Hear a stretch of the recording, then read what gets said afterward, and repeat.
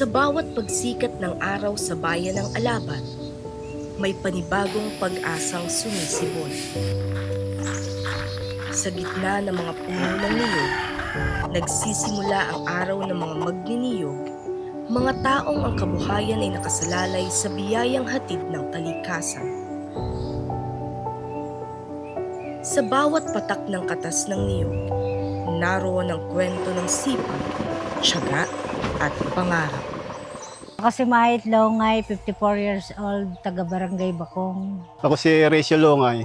57 taon na akong nakatira rito sa Barangay Bakong.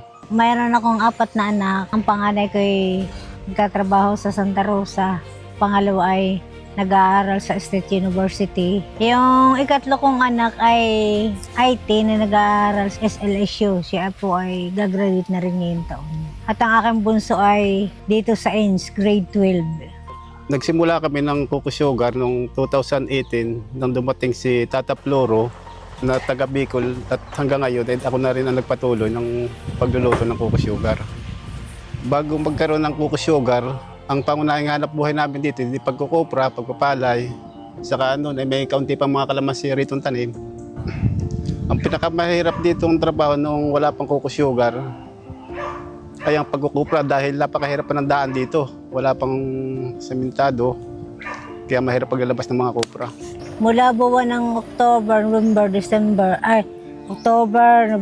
December, January, mahina ang tulo ng tuba. Kaya ang produkto ng Coco Sugar namin ay kakaunti. Nababawasan ang aming income pag mga ganong panahon. Sa loob ng 10 taon, ang niyog ang naging pangunahing pinagkukunan ng kabuhayan ng maraming pamilya. Ngunit kasabay ng bawat ani ay mga hamon ng panahon at kalikasan. Mula sa simpleng katas ng bulaklak ng niyog, nabuo ang Coco Sugar, isang produktong nagbigay ng panibagong pagkakataon at nagbago sa araw-araw na buhay ng mag-asawang ito. I am Carlito D. Villamayor, engaged in Coco Sugar production. Objective namin, makapagbigay ng trabaho. Parang okay lang sa amin, kumita ng konti. At present, may personnel dito lang sa outlying areas nakatira ay 6, comprising 3 families. So, yun ang kanilang livelihood at yun naman ang program namin para mabigyan ng hanap buhay itong mga kalapit bahay dito. Nasa umbrella kami ng Alabat Island Farmers Cooperative.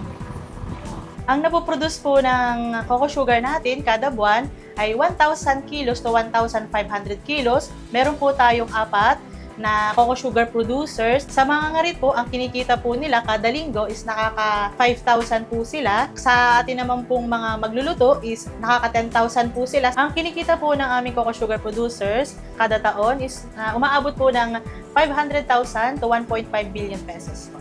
Ang pangmatagalang layunin po ng ating Coco Sugar producers ay makilala po ito sa ating bayan upang mas mapalawak pa po yung ating production, mas mabigyan pa po ng mas malawak na kabuhayan ng ating mga coconut farmers.